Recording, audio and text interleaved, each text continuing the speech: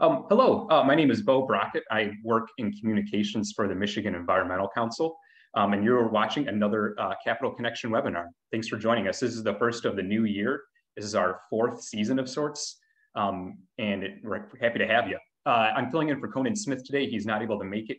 If you've been to these webinars before, he's the usual host that you have. So thank you for allowing me to kind of take over his role for today. Today, we're going to be talking about algal blooms in Michigan, and specifically the impact that these blooms have not only on people and ecosystems, but also on the businesses that are really dependent on the waters that algal blooms end up in. Joining me today is Paul Doute, a charter boat captain who does a lot of his work in the Lake Erie area, and Megan Tinsley, our water policy director for the Michigan Environmental Council. Hello to both of you guys. Hi. Hi, Bo. All right. And before we get into this webinar, for folks that are new today, just know that you're always welcome to pose any questions that you have for us in the Q&A tab on your screens. If we don't get them to them live in this webinar, it is a 30-minute webinar, so it goes by pretty quick. We'll definitely follow up with you in an email and get those questions answered for you. You're also welcome to pose any sorts of comments or reactions to this webinar in the chat tab, which is right next to the Q&A tab. And then also keep in mind too, that if you have to duck out early or if you're watching this later on, we'll have a YouTube version of this up and running so you can share it out, watch it again, etc. And we'll share that in the email as well. All right, so for folks that have been on this webinar series before, you're probably familiar with Megan Tinsley, but you probably don't know Paul too well. So Paul, would you mind just kind of starting off this webinar by talking a bit about yourself and what it is that you do? Sure. Captain Paul Doute. I've been a charter captain. This will be my 17th season on the Detroit River as well as Lake Erie. I'm also a tackle manufacturer as well, producing products that people buy in our local bait stores. Great. And so, of course, the discussion for today is algal blooms, especially in the Lake Erie watershed. But before we even get to that, would you maybe mind just kind of explaining first, like what it's like to take like a tour on your charter boat? Sure. Typically, we get up early. We leave the dock about 7 o'clock in the morning, and I will go to specific areas based on fishing reports from other charter captains, as well as paying attention to my sonar as we drive out to actually find fish before we fish for fish. In the case of Lake Erie, one of the reasons why I fish there is A, it's close to my home, but B, it's loaded with walleye and perch. And if you haven't followed this, the actual population of walleye 5 years ago was like 24 million. We are now up over 100 million fish as far as walleye in this watershed, which extends all the way from Saginaw Bay all the way to New York. And that includes Saginaw Bay, Detroit River, Lake St. Clair River, and Lake Erie all the way to New York. So when we find fish, we're going to be setting rods and basically trolling, trying to catch those fish. And usually most of my trips are very successful. Sometimes you don't find them, and you try to make a good day out of it on soaking up some sun and enjoying the boat ride. So that's great. And just over my time at the Michigan Environmental Council, I naturally get to talk to some anglers, some people who like to fish, and I've heard multiple times throughout my time that Lake Erie really is kind of a destination of sorts in the Midwest for fishing. If you look at it from the Midwest perspective, probably the greatest population of walleye are right here. Yeah. We're very blessed and very lucky to have, a watershed that has really been supporting these fish as long as it has. So noted. And I guess this is maybe an unfortunate segue into our topic today, algal blooms, which do have a kind of profound impact, especially over time, on these ecosystems that these fish that you're fishing for are in. Would you maybe first mind describing what it is you've seen over time on Lake Erie as you've been fishing in regards to these algal blooms? Sure. And I first noticed it probably back in, I want to say, the late 80s when I was fishing with my dad. And as the seasons have gone on, typically you'll see this, you'll see the algae blooms start usually around July 4th. And when they do start, it appears like it's a yellow blanket over the top of the water. And as the season continues, right, it turns to a dark green, pea color green, sort of like pea soup. And it's, if the winds are just right, that algae bloom actually accumulates, pretty thick as far as the Michigan shores of Lake Erie. So it's from my experience, it continues to appear to me that it's getting worse. It's not getting better. And hopefully efforts like this, as well as the other events that have participated this summer in, actually help draw more attention to the algae blooms. And we have some sort of results to actually reduce what's going on. So yeah, definitely so. And I know, Megan, that's something that we'll be talking about later on in this webinar too. What are some of these solutions that have long been proposed and maybe are making some headway, maybe not in the near future? Before we get to that though, Megan, would you maybe mind kind of expanding a little bit on what some of these impacts are when it comes to algal blooms in Lake Erie, Saginaw Bay, even in Lake Superior now? Sure. I wanted to flag because I know Paul will get into more details about this as he goes through kind of his experience and the inability to take some of his customers out on days that are too bad, or changing his plans and increasing expenditures in order to get to waters that are not fouled by the algae. And thanks to a report that was commissioned by the Michigan United Conservation Clubs, we have some numbers to put on lost revenue, at least in the Michigan portion of the Lake Erie waters. So in 2019, this report found in the year of 2019 that the fishing season of the Lake Erie boat trips, the loss of expenditures due to canceled trips was in the range of 2 to 5 million. And there's been other, reports that look at economics in this region that have been done by the Great Lakes Business Network. This was the first report that I've seen that actually put a dollar value on lost trips in Michigan. And I think that's just helpful in framing our discussion today. Because we're not only talking about water that looks bad, we're talking about something that's impacting people's livelihoods.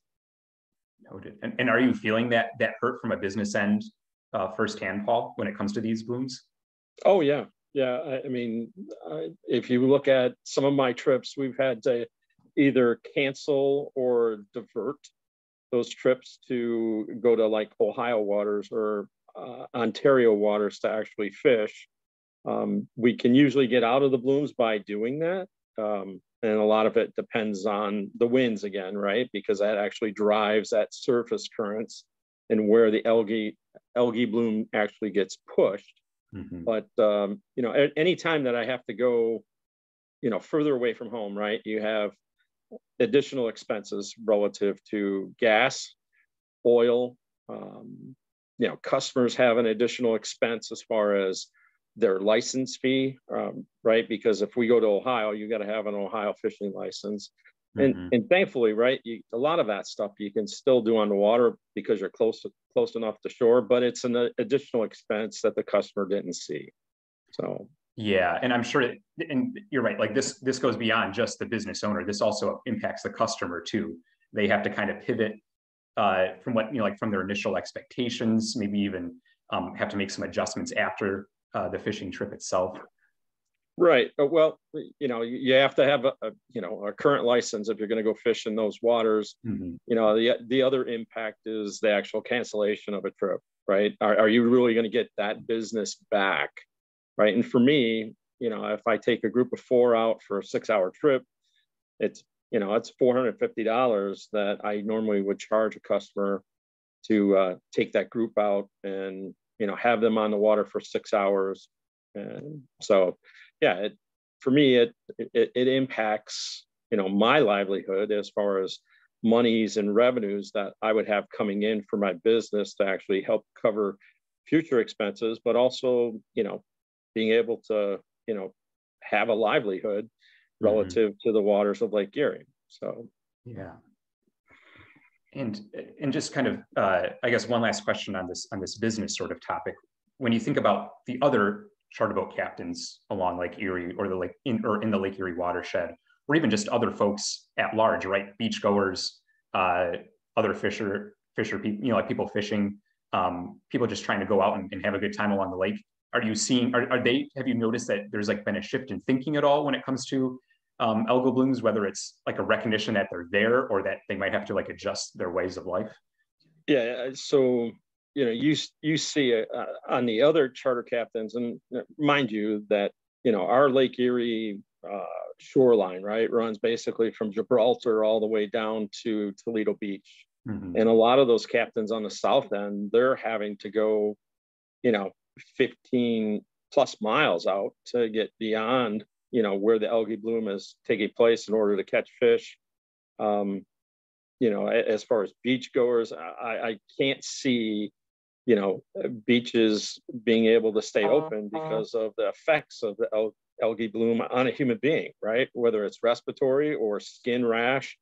I don't think I would want to go playing in the water. And if you go to any of the marinas, right, when the algae bloom is actually pushed into that western shoreline, you're seeing dead fish because they can't get enough oxygen into their system, and it's killing them.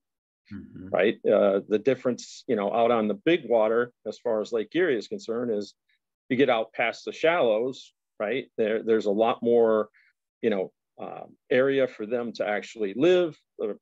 Their oxygen levels can be maintained by going deeper. So, they're out of the algae bloom, but, it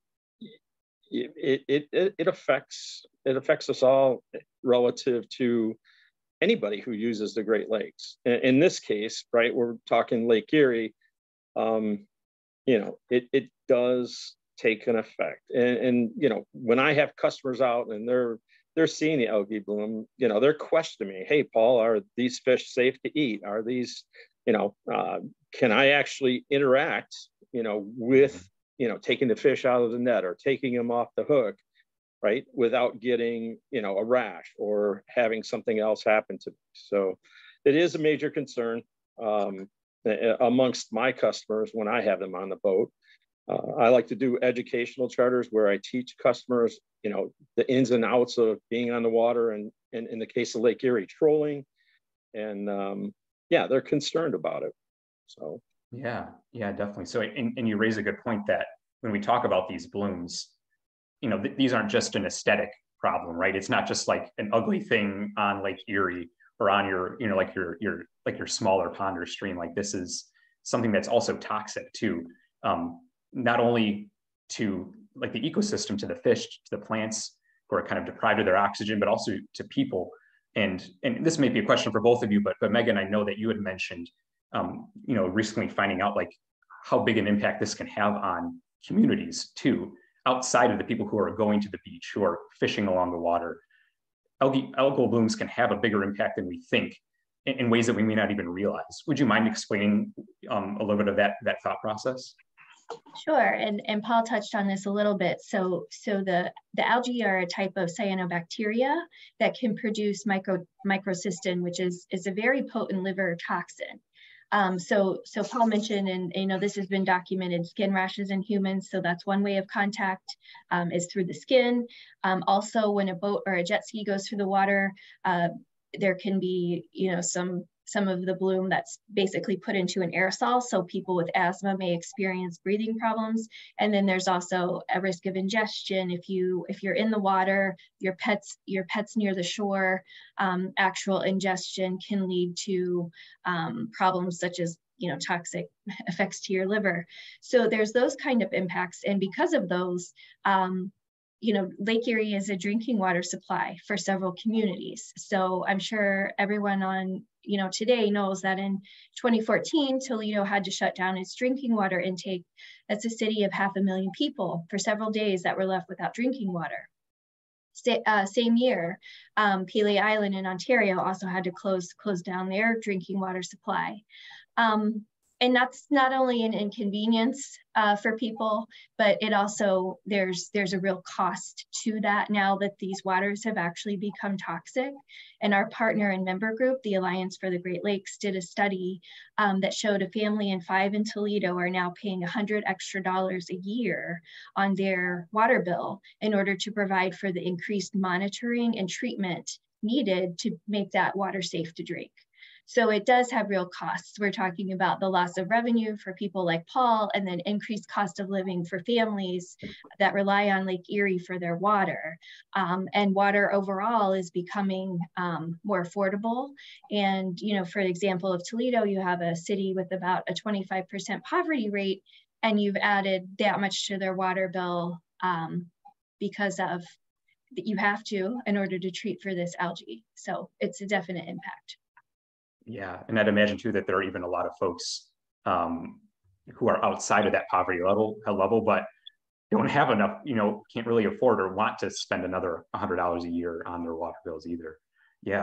Well, hey, Bo, just to add a couple other comments, right? Is, we talk about to people, but you look at it. I run a 21-foot boat that's got a big motor on it, and it uses the water to actually cool. Right. When that algae is coming in, it's getting spit out pretty fast. But, I haven't seen any long-term damage yet from the algae bloom being sucked into my motor and spit out. But, I got to think along that line that Megan just mentions, right, that's causing it because there's so much pressure, right, on that water coming out of the motor, is that it can cause it to be aerosoled. Right. And depending on the way the wind's blowing, that could be blowing it back towards the boat. Right. In the case of my customers. The other thing, too, is a lot of people don't realize that you pull the boat out of the water, there's a definite slime that's been added to the bottom of the water, which does take quite a bit of time to actually get off the actual boat. Right. If I wash it. And then, you think about in the past, we've talked about zebra mussels and how we can transfer those to other bodies of water. Is that something that's possible for, me taking my boat to another body of water here in Michigan or out of state and actually introducing, that algae to that body of water? So there's other things to actually think about. And, that could be damaged relative to this algae bloom. Yeah, that's a great point. So I know we spent a lot of time talking about kind of just the reality of the current situation right now, the dangers of blooms on businesses individually and as like a sector as a whole. We've talked about its impacts on people, on communities, on fish, even on boats. But of course, there's been work going on to reverse this sort of trend that we've been seeing of worsening blooms, longer blooms each and every year. And Megan, I'll turn to you now. What can we do? What is happening? What are the thoughts among some of these experts when it comes to blooms and water quality? What are some of the solutions we're looking at right now? Yeah. Thanks, Bo. And before we get into the solutions, we haven't put a very fine point on what is the source that's fueling these blooms. So any sort of phosphorus reduction, which is a nutrient that's used in agriculture, it could be a synthetic fertilizer, it could be in the form of manure coming from animal operations. The reductions that we've made in those nutrients flowing into Lake Erie so far have been the result of improving wastewater treatment plant discharges. So those changes from point solutions, we've been able to address and reduce nutrient loads there. Where we have been less successful, and gauges in Michigan waters that are flowing into Lake Erie have shown basically no meaningful reductions in the nutrients coming from the areas of land that are draining to the Western Lake Erie Basin. So the source is non-point. It's spread across the landscape, and that in itself makes it a difficult problem to tackle. And therefore, you know, anything we talk about here, there's not one silver bullet. So this is really something that we need to go at from a variety of angles. One thing that we and other partners have been advocating for is an increased investment in Michigan in wetlands restoration and creation in strategic areas that are able to absorb some of the flows and trap some of the nutrients. We know that investing in that delivers more economic benefits in the long term to offset the initial cost of doing that. Ohio has committed already and invested $144 million into wetlands to treat their portion of the discharge, making it into Lake Erie. We and partners, Ducks Unlimited, Michigan Conservation, the Great Lakes Audubon, we're asking for an investment of money from the American Rescue Plan to put into wetlands creation. And we've also been working and asking the Michigan Department of Agriculture through some funding they received to address runoff to at least spend a portion of that in wetlands, because it's a place that Michigan has underinvested in so far. Michigan has also not established a total maximum daily load for the flows entering into Lake Erie. That would provide a more rigorous timeline and a set of sort of instructions and goals and like a concrete way to meet these nutrient reduction goals, which we're failing to presently. Michigan did just say that they're going to do that for Saginaw Bay, which also suffers from algal blooms. They have not yet done so for Lake Erie. We do need greater restrictions on the concentrated animal feeding operations. So the farms, the larger farms are still operating under a 2015 permit. That permit was upgraded in 2020 to provide greater water protections. However, it's been challenged by farming interests. So these operations are still going by the older 2015 permit that is certainly not protective of our resources. That's another area. So I could probably go on and on. Those are a few that I wanted to touch on just to get us started. But like I said, it's got to be a combination of things, and it has to be bigger and bolder than what we've been doing, because the evidence shows what we've been doing status quo is not improving the situation. Yeah, and just to kind of summarize or kind of like put a spin, I guess, on what you're saying. Correct me if I'm going off the course here, but you know, a lot of the pollution that's causing these blooms right now are coming from fertilizers, manure that's kind of created en masse along the Lake Erie watershed. That makes it hard to control, and because it's not just coming from one source, as you said, it's coming from sources across the board. And so some of the solutions you proposed are both like preventative and also that almost like reactive too. Like we can invest in wetlands to suck up some of that pollution coming in, but we can also kind of create systems or fix up some systems in place in Michigan that maybe, and perhaps sometimes at no fault of their own, that farmers or like livestock operators are doing that, are causing pollution or that are causing these fertilizers and manures to kind of seep into our water. So it's both preventing the pollution from happening in the first place, but also kind of creating that buffer through the wetlands that will suck up any pollution that does make it out still. Mm-hmm. Yeah, that's a great way to put it. So it's, like I said, a combination of a lot of different things that we need to be doing on larger scales, and investing in conservation practices, you know, on farms is, you know, something that's being done. It needs to be done, you know, with a greater investment and on a larger scale, but also tailored to specific farms and whatever kind of drainage and elevation they have on their specific site. So it's not easy. It's not a one size fits all. But those are the things that we need to be, you know, paying greater attention to and actually looking for measurable benefits. Are the practices we're putting on farms working in that particular space? Noted. And, you know, obviously, like we have known this is, you know, these blooms have been an issue for a while, and we've known the cause of these blooms for a while. And as you mentioned, there has been some progress from Michigan and from other states along, like in the Great Lakes Basin as a whole.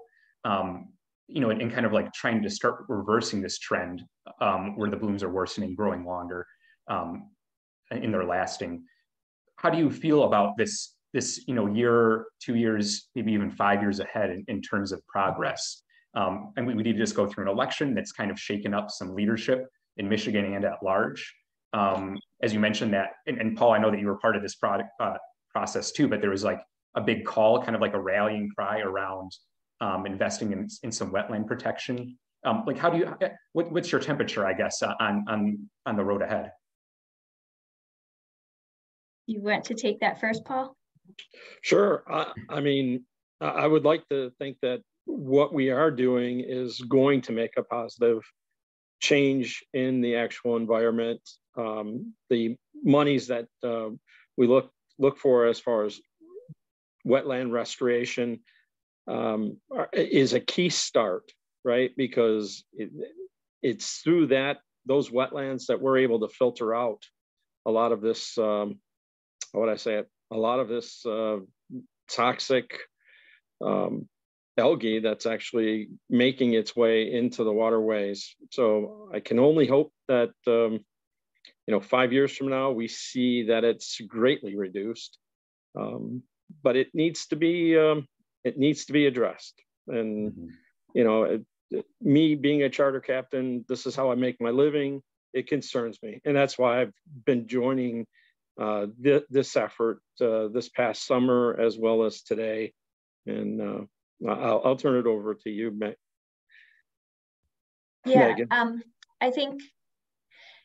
I think we're maybe in a better position in 2023 to make progress that hasn't been attainable in the last few years. I think we have, numbers to show the impacts of this, to people like Paul making their living, people like the residents that are paying for the increased costs for their water treatment. I think we've got a certain amount of momentum, and I think it's just, upon all of us to organize in a way effectively and use the opportunities that we have this year and beyond to just move this forward and ask for, like I said, bigger and bolder and more concrete things to see true results. Noted. And if this kind of effort I think it was last month or so, where the Michigan United Conservation Clubs kind of pulled together folks like you, Paul, that to me was like a great sign that this issue has gone beyond just an environmental nonprofit issue, right? This isn't just environmental nonprofits wanting to see these changes. It's people who are working along Lake Erie. It's people who are living along Lake Erie in Saginaw Bay and these other places where these blooms are appearing. And that seems like a really great opportunity then to kind of take advantage of this grouping up effort and make some real change happen. I agree with you, Bo. Totally agree with you. That's great. I'm noticing the time. We're 1 minute over here, so I don't want to leave folks on too much longer. But I do just want to say thank you both, Megan and Paul, for hopping on this webinar today, taking the time out of your lunch. And same to the folks on the webinar itself too, watching live. I really appreciate you taking some time to listen in. Megan, I know you and I were talking just before the webinar about that there might be some opportunities ahead for the folks on this webinar, whether they're part of a nonprofit, whether they're part of a business, whether they're just an everyday person that wants to see some change happen. There's some opportunities coming up that we might be able to kind of bring them in on and work together to create some changes with these blooms. Right, and I wanted to mention, I've seen a lot of questions in the chat that we just can't get to today. So I know, Bo, you do follow up to everyone after. So we'll provide some of the resources that we've mentioned here, get answers to your specific questions. And then because you've registered for the webinar, we have a list. So definitely in the year ahead, as we're looking for opportunities for collective action, we will be able to reach out to the group on this call. And if you're interested, particularly if you have a story to tell, how this has impacted your life, we're interested in those things, and we can reach out if there's an opportunity where we think collective action would be, I guess, impactful. Definitely so. Yeah, so folks on the webinar watching live, keep an eye on your emails. We'll send some information out. And if you're watching this webinar after the fact on YouTube, you can look at the link below. You'll see some links below. You'll see some descriptions. We'll have some more resources for you to share. So thanks again, everyone, for hopping on this webinar. Really appreciate it. And again, thanks again, Megan and Paul, for taking part in it. Thank you. Okay, thanks, Paul. All right. Take care, everyone. Bye.